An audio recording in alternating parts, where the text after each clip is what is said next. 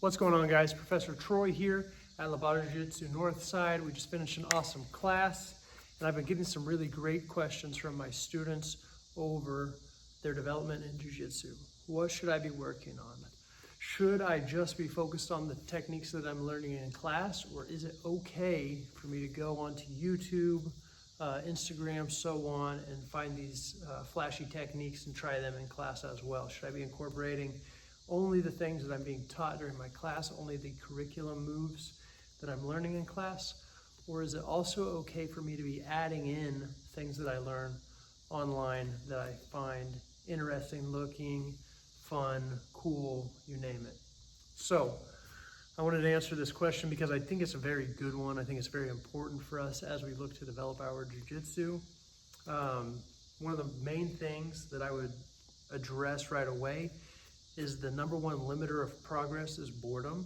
So if you're starting to get bored with the things that you're learning in class, if you are bored of trying the same techniques over and over again, if your game is becoming stagnant, it's a great idea for you to find something cool or flashy online. Now we want to do that within reason, okay?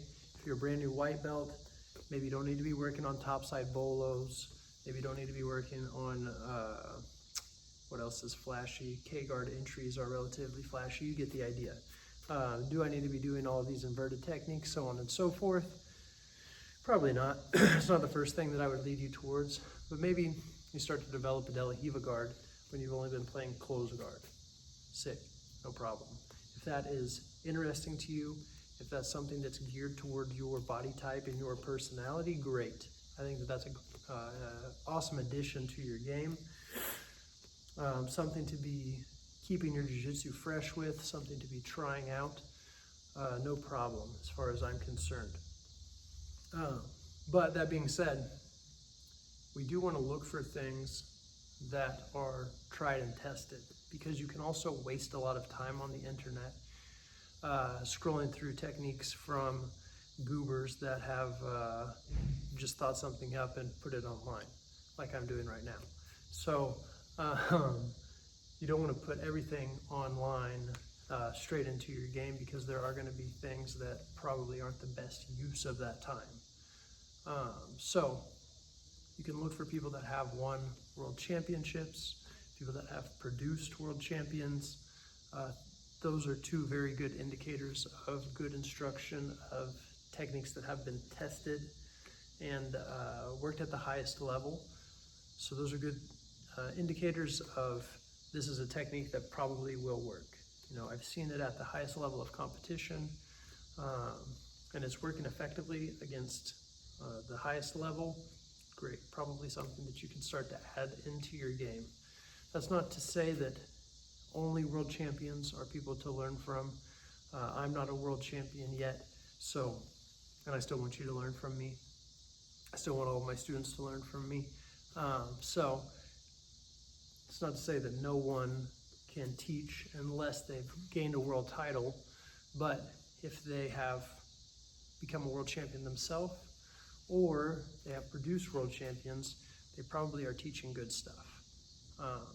On the other side of that note, there's many world champions that suck at teaching. So it's not to say that just because they've won a world title that they know how to articulate what they've done, because many times that's not the case. Many times they have an intuitive feel for what they're doing, but they have a difficult time articulating what they're doing and why. So there's all these different factors in who we should be watching, what types of techniques we should be adding into our game, at what point in our progression, based off of our various physical and mental limitations. But I do think it's important that you find things that you think are cool, things that fit your body, and things that fit your personality to be adding into your game to keep your jiu-jitsu fresh. I've been training for 16 years now, so I run into this myself. I don't want to be stuck doing the same jiu-jitsu this year that I did last year or the year before. Now there's going to be similarities obviously, but I want to be incorporating new skills every few months, every year, so on and so forth like that. So I personally am going through the same thing that you guys are if you're starting out, and it never stops. You always want to find the right material to be covering, whether it's instructionals that you buy on BJJ Fanatics, a little plug there, YouTube videos, Instagram, there's good stuff all over, lots of good free material, and then lots of great stuff behind paywalls as well. So nowadays, there's such a plethora of information to be studied and learned that there's no reason why you shouldn't be adding high-level techniques to your games. Whenever I started, we were like waiting for the Gracie Mag to come out so that we could look at each picture and try to figure out what was happening in between there so that we could learn something from that. So nowadays we're much more blessed. There's much more information available to us to be learning, and hopefully that helps you with a little bit of direction as far as what I should be learning and when. Can I only learn the things that I'm being taught in class? My answer would be no. No, I don't think so. I think you can learn from things on the internet. I just think you should be discerning on what you're learning, who it's from, and at what point in your development you're starting to add things in from the internet. Generally, if you're a brand new white belt, probably stick to the stuff that you're learning in class for a little while at least. Your professor or your coach is going to have the best idea of where you're at as a jiu-jitsu practitioner. They get to see you in class, hopefully at least a few times a week. They get to see what you're doing under pressure. So they're going to have a good idea of, okay, this guy is starting to get stuck in side control a lot. Here's what we should work on next, things of that nature. And that's the value of having a home gym with a good instructor that will be looking for those things in your game. So take full advantage of that, and probably don't start to spread your learning out quite yet. Get a good understanding of the fundamentals, get a good base of jiu-jitsu, know the pins, know the various guards that are played, know the various ways to pass those guards, those types of things. Have some idea of the wrestling and judo component of the game. And then once you have a good idea of like the fundamental parts of jiu-jitsu, now it could be a good time to start branching out and studying somebody's instructional, somebody's YouTube channel, so on and so forth. Hopefully you guys found this helpful.